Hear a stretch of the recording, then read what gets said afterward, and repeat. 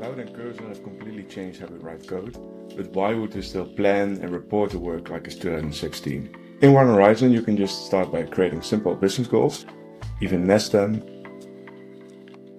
And then if you create a roadmap, then you can connect it directly to these initiatives. So the idea is that you don't create like a full list anymore of everything you'll be doing, breaking it up in like epics, tasks, subtasks, and so on. You just create a high-level list of what you'll be working on, assign it to different people, different teams, owners, and connect it to these business goals. And then you don't need to keep track for all the work anymore what you did, because we do that automatically for you. So the way it works is you connect to different integrations like Slack for the communication or email as fallback channel. You get a PR bot for advanced metrics, but also it applies comments with what's done in each PR and adds a checklist of what to test. And then you have Google Calendar, Linear, Jira, and GitHub to put in additional information about activity. It also connects it to each other. So let's say you have a commit, then we know the disk, like what you changed in the code. But then we try to put in additional context from One Horizon, but also from the other connected integrations like Jira that might have the full product requirements. So you don't just know what was done, but also why it was done that way, the full thinking around it, and that provides much better context. Then we also have an MCP, so you can connect it to, for example, ChatGPT, use it directly in Cloud, in Codex, Cursor, and so on, or get more creative by connecting it to N8N. And then we have a large list of what we additionally want to add. That really depends on customer feedback, so the early adopters can impact the roadmap. Now, once you use those integrations, if you've got everything connected, here you will see in your daily recap that the work will log itself. So when you push something using GitHub, for example, it automatically creates these done items.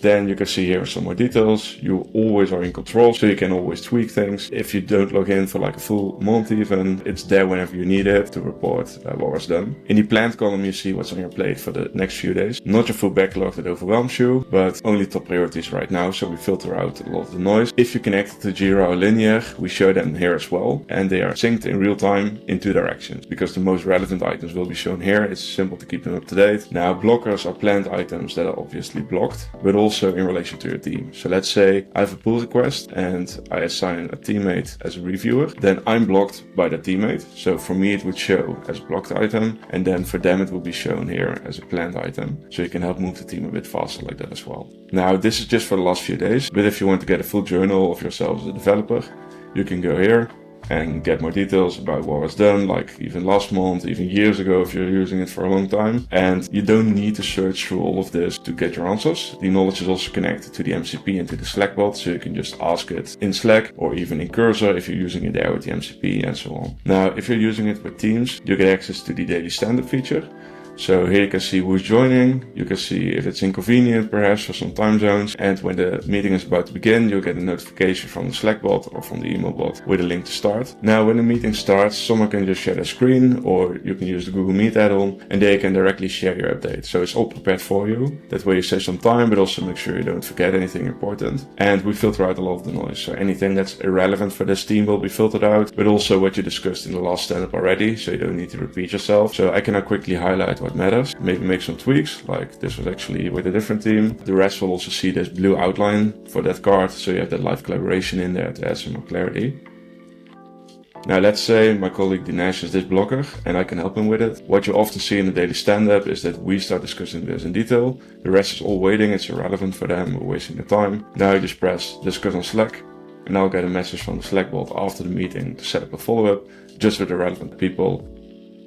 Now, once you're done, you can get right back into the work, of course, but as a manager, you might not always want to join each stand-up to know what happens, right? You also want to have like a bird's eye view. So we have a journal on a team level as well. You can also zoom in into particular team members. That way you don't need to ask around all the time what people are doing. You can quickly see. And there's also a team board. So you can see the update of the team, like for each initiative, if it's still planned or already in progress or even done, but also break it up by team member. So here I can see Dinesh is done with all of his items. Let me assign some more work to him so he's no step. Now, because all that work that you're doing automatically gets tied to your roadmap initiatives, like I was showing in the beginning, and you can override it like this. The taxonomy from like the goals explained, but also other types like products, companies, topics, and skills you're using, they'll be connected together in your insights. So you don't need to create any analytics dashboards. This is right there out of the box. And you can see at a high level what top initiatives from your roadmap you're working on. And let's say as a manager, I know we discussed that Project Jackbox was the top priority for next quarter. Then I know directly here it's not actually what we spent the most resources on. So you can use that to reassign some work perhaps. Also, if you have a lot of unplanned work here, then that could be an indication that you get too many bugs or pick up too many random feature requests instead of sticking to your roadmap. You can also see many other items like how it evolves over time as well, but something particularly interesting to me is the task topics. So these can be pretty much anything and these get created automatically. And let's say I know as a manager the API is not being used much. Then I directly see we're spending way too many resources on it. I can reassign some work based on these insights. It's difficult to track, especially with remote teams, what people are actually spending a lot of time on, and this way you can see it directly without chasing anyone. You can also see gaps your team might have. Like here we have a lot of focus on Golang or backend development, but let's say we just have one developer that's good at that. Then if they leave, get sick, whatever, we're stuck. So we can use this data to anticipate and train or hire additional people proactively and be more mature as a team. You can also see if your pull requests are getting stuck, the volume trends and more. That uses the Git PR bot.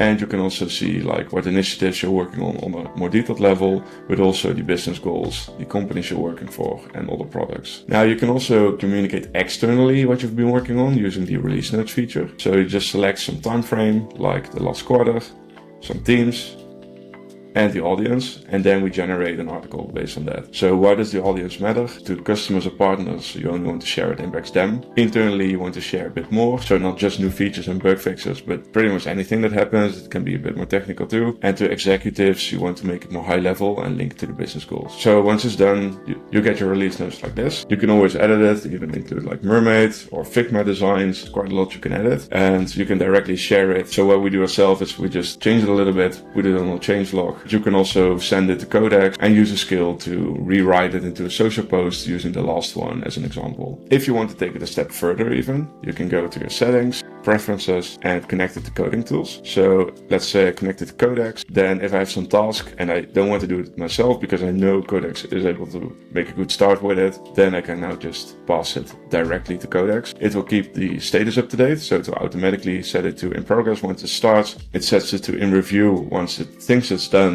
and it's for me to review because the human should still check it, right? And then if I say like this was actually incorrect, do it like this or that, then it will go back to in progress, and then once it's fully done and I agree, then you can set it to completed. It will also take note of what happened in that coding session, because often you don't know everything in advance, right? You find out all the things, or Codex finds out. It applies comments now automatically, so that knowledge is preserved. So if you close a session, you don't forget about it because it's still there in one horizon. So you just focus on building and shipping great products. We handle the planning, the reporting, the other communication around it, and streamline that entire process.